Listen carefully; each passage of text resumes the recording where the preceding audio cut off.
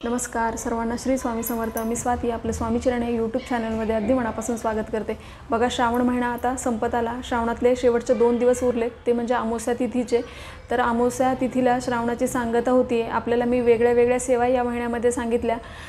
तर शेवटच्या श्रावणातल्या अमावस्येला आपल्याला कुठले उपाय करायचेत बघा। हे उपाय खूप प्रभावी आहेत आणि एकाच व्हिडिओमध्ये मी आपल्याला या सगळ्या गोष्टी सांगणार आहे। त्याच्यामुळे व्हिडिओ थोडासा मोठा होऊ शकतो, पण व्हिडिओ स्किप न करता नक्की बघा। खूप महत्त्वाचा व्हिडिओ आहे। आणि या दिवशी अमावस्येला आपल्याला काय उपाय करायचेत, कुठले सेवा करायचेत, तर याचाच डिटेल माहिती मी आपल्याला देणार आहे। अमावस्या ही तिथी शुक्रवार आणि शनिवार या 2 दिवशी आली आहे। त्याच्यामुळे आपल्याला हे उपाय या दोन्ही दिवशी करायचे आहेत। पण काही असे उपाय आहेत की जे शनी अमावस्येला केले तर ते खूप प्रभावी मानले जातात। कारण शनी अमावस्या ही फक्त वर्षातून वेळेलाच येते। कुठलेही उपाय करण्यासाठी शनी अमावस्या ही खूप प्रभावी मानली जाते। तर आपल्याला या अमावस्येला आवर्जून काही गोष्टी करायचेत। तर कुठले उपाय जे आपल्याला अमावस्या तिथीला करायचे तर तेच मी आपल्याला व्हिडिओमध्ये सांगणार आहे। तर आता श्रावण महिना संपतोय आणि आपण महादेवांची उच्च कोटीच्या सेवा केल्या। तर आता श्रावणातल्या अमावस्येला म्हणजे शुक्रवारी किंवा शनिवारी आपल्याला आपल्या घरातल्या शिवपिंडीवर दही भाताचं लेपन करायचं आहे। कारण बघा, आपण ज्या पण महिनाभरामध्ये सेवा केल्या आपल्याकडून जर काही चुका झाल्या असतील तर त्याचे दोष आपल्याला लागू नये यासाठीच आपल्याला श्रावणातल्या या अमावस्येला म्हणजे शुक्रवारी किंवा शनिवारी या दोन्हीपैकी कुठल्याही दिवशी तुम्ही आपल्या घरातल्या शिवपिंडीवर दही भाताचं लेपन करायचं आहे। तर आपल्याला त्याच्यासाठी जो भात शिजवायचा आहे त्याच्यामध्ये आपल्याला मीठ, साखर हे काहीच टाकायचं नाही। आपल्याला आळणी भात शिजवायचा आहे आणि भात थोडंसं जास्त पाणी घालून अगदी मऊ शिजवायचा आहे। आणि हा भात थोडासा थंड झाला की मग आपल्याला याच्यामध्ये दही मिक्स करायचं आहे आणि तो चांगला मिक्स करून मग आपल्या घरातल्या शिवपिंडीवर आपल्याला त्याचं लेपन करायचं आहे। लेपन अशा पद्धतीने करायचं आहे की पूर्ण शिवपिंडीला आपल्याला याचं लेपन करून घ्यायचं आहे।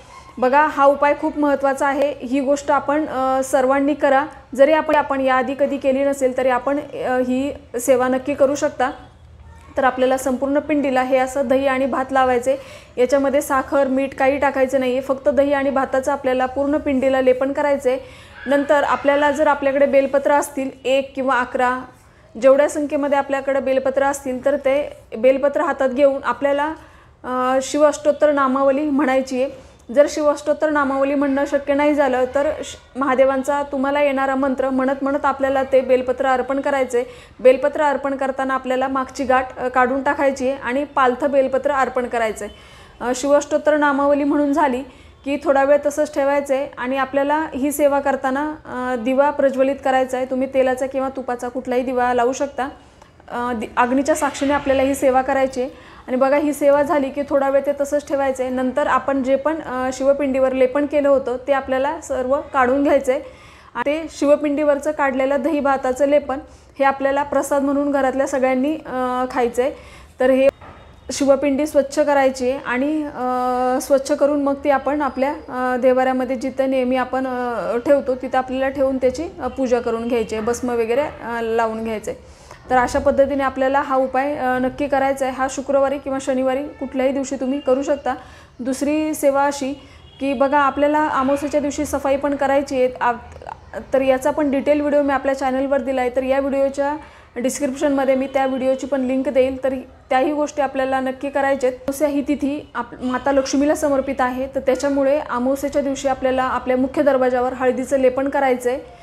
लेपन न चुकता तुम्ही करा। तुम्ही हे शुक्रवारीच हळदीचं लेपन करायचं। शुक्रवारी श्रावणातल्या पहिल्या शुक्रवारी आपण जिवती आईचा कागद चिटकवला होता भिंतीला किंवा नाग नरसोबा पण म्हणतात त्याला। तर असा हा कागद आपल्याला काढायचा आहे। काही ठिकाणी तो अमावस्या तिथी लागण्याआधी काढला जातो आणि काही ठिकाणी तो अमावस्येला काढला जातो। तर आता तुम्ही जर जिवती आईची श्रावणातली पूजा केली असेल प्रत्येक शुक्रवारी तर तुम्ही येणाऱ्या शुक्रवारी म्हणजे त्या दिवशी पण तुम्ही जिवती आईच्या त्या कागदाला आघाडा आणि दुर्वाची माळ अर्पण करू शकता। आणि जर तुमच्याकडे ती आधी अमावस्या तिथी लागण्याआधी जर काढत असतील तर तुम्हाला तो शुक्रवारी अमावस्या तिथी 11:30ला लागते तर तुम्ही हा सकाळीच काढून घ्यायचा आहे। हा काढताना आपल्याला दही भाताचा नैवेद्य दाखवायचा आहे। त्याच्या फोटोला किंवा त्या कागदाला आपल्याला दही भाताचा नैवेद्य दाखवायचा आहे आणि नंतर नमस्कार करून हळदी कुंकू वाहून मग आपल्याला तो कागद काढून घ्यायचा आहे। पण एक गोष्ट लक्षात घ्यायची आहे की हा कागद हा घरातल्या कर्त्या स्त्रीने काढावा, कारण हा पुरुषांनी बघू नये। त्याच्यामुळे आपण सकाळी लवकर आंघोळ वगैरे करून थोडासा भात शिजवायचा आहे आणि त्याचा नैवेद्य आपण दाखवायचा आणि मग तो लगेच काढून घ्यायचा आहे, जेणेकरून आपल्या घरातले पुरुष लोक हा बघणार नाहीत आणि जो पण आपण त्या कागदाला नैवेद्य दाखवला तर तो आपण पक्ष्यांना ठेवू शकता पद्धतीने। आणि जर तुम्हाला त्या दिवशी काढायचा नसेल तर तुम्ही जिवती आईची पूजा करा, कथा ऐका, आरती करा आणि नंतर दुसऱ्या दिवशी म्हणजे शनिवारी पण तुम्ही तो काढू शकता। शनिवारी सेम आपण सकाळी लवकर उठून पुरुषांनी तो न बघता काढून घ्यायचा आहे।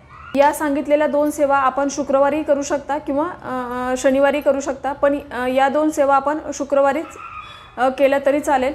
नंतर आपल्याला उपाय करायचा आहे तो म्हणजे आपल्याला आपल्या पितरांच्या नावाने दुपारी 12-12:30च्या दरम्यान दही भाताचा नैवेद्य किंवा तुम्ही घरामध्ये जो पण जेवण बनवणार ते कुणीही उष्ट न करता आधी आपण आपल्या छतावर किंवा आपल्या बाल्कनीमध्ये आपण नैवेद्य ठेवायचा आहे आपल्या पितरांच्या नावाने। तर पितरांच्या नावाने नैवेद्य हा तुम्ही शुक्रवारी ठेवू शकता किंवा शनिवारी पण ठेवू शकता। तर असा पितरांच्या नावाने आपण नैवेद्य नक्की ठेवा, कारण आपले पित्र हे पृथ्वीवर येत असतात आणि या तिथीला प्रत्येक अमावस्येला आपण हा उपाय करू शकतो, पण ही अमावस्या श्रावणातली आहे तर आपल्याला आपल्या पितरांच्या नावाने दही भाताचा नैवेद्य ठेवा। दही भाताचा नैवेद्य किंवा तुम्ही जे पण घरात स्वयंपाक बनवला आहे त्याचा पण तुम्ही नैवेद्य ठेवू शकता।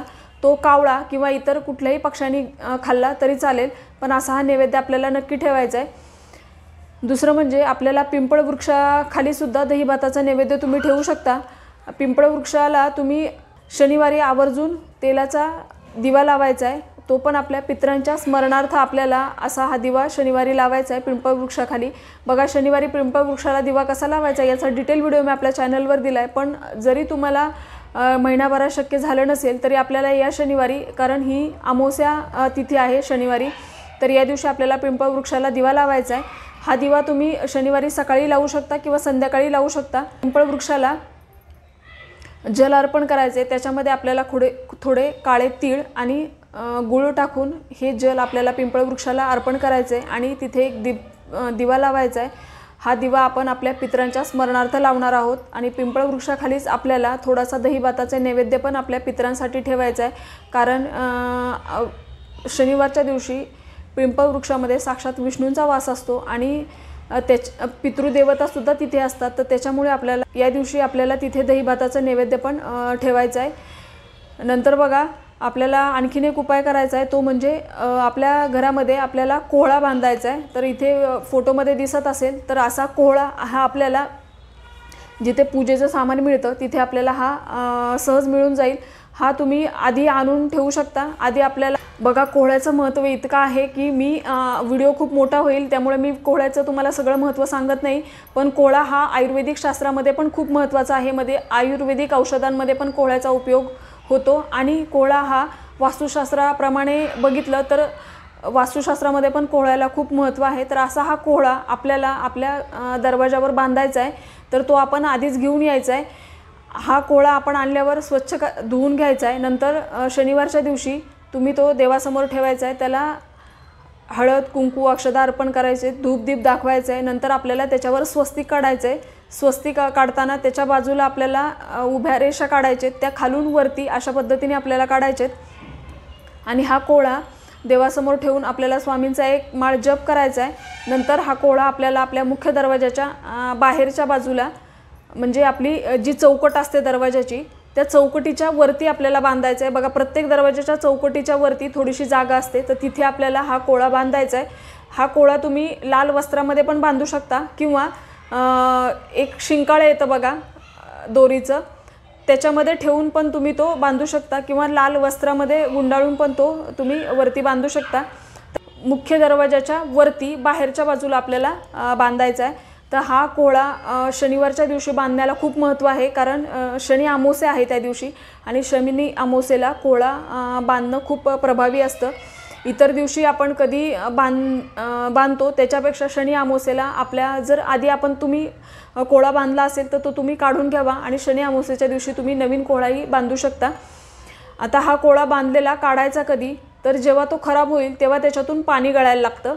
तर असं जर पाणी गळायला लागलं तर तो कोहळा तुम्हाला बदलायचा आहे आणि नवीन कोहळा बांधायचा। तर हा कोहळा बघा जिथे निगेटिव्हिटी जास्त असते, नकारात्मक ऊर्जा जास्त असते, तिथे हा कोहळा लवकर खराब होतो। जर तो लवकर खराब झाला तर समजून जायचं की आपल्या घरामध्ये निगेटिव्ह एनर्जी जास्त आहे आणि शक्यतो हा कोळा लवकर खराब होत नाही, पण जर तो खराब झाला तर आपण तो बदलायचा आहे आणि त्याच्या जागी आपण दुसरा आणून लावायचा आहे। पण शनी अमावस्येला हा उपाय तुम्ही आवर्जून करा। अगदी साधा सोपा उपाय आहे, याच्यासाठी तुम्हाला खूप वेळही लागणार नाही आहे। अगदी साधा उपाय आहे पण तितकाच प्रभावी आहे, त्याच्यामुळे शनी अमावस्येला तुम्ही हा उपाय आवर्जून करा। बघा, मला खूप गोष्टी या व्हिडिओमध्ये कव्हर करायच्या आहेत, त्याच्यामुळे मी गोष्टी फास्ट सांगते आहे। तर या सगळ्या सेवा खूप प्रभावी आहेत आणि आपल्याला आवर्जून ह्या दिवशी आपल्याला ह्या सेवा करायच्या आहेत। या कोहळ्यासोबत आपल्याला पिवळी मोहरी, जी आपण भाजीमध्ये वापरतो ती नाही, ही खास उपायांसाठी वापरली जाते। या कोहळ्यासोबत ही पिवळी कवडी, नंतर हा बिब्बा म्हणतात किंवा बिबवा म्हणतात याला, आणि ही पिवळी मोहरी। तर या गोष्टी आपल्याला कापडामध्ये घेऊन ते आपल्याला मुख्य दरवाजाच्या वरती बांधायचे कोहळ्यासोबत। आता ह्या गोष्टी आपल्याला जिथे पूजेचं सामान मिळतं तिथं त्या मिळून जातील। फक्त पिवळी मोहरी मागायची आहे तुम्ही, आपण जी भाजीला वापरतो ती मोहरी नाही। आणि या सगळ्या गोष्टी आपल्याला कोहळ्यासोबत आपल्या मुख्य दरवाजाच्या वरती बाहेरच्या बाजूने बांधायचेत।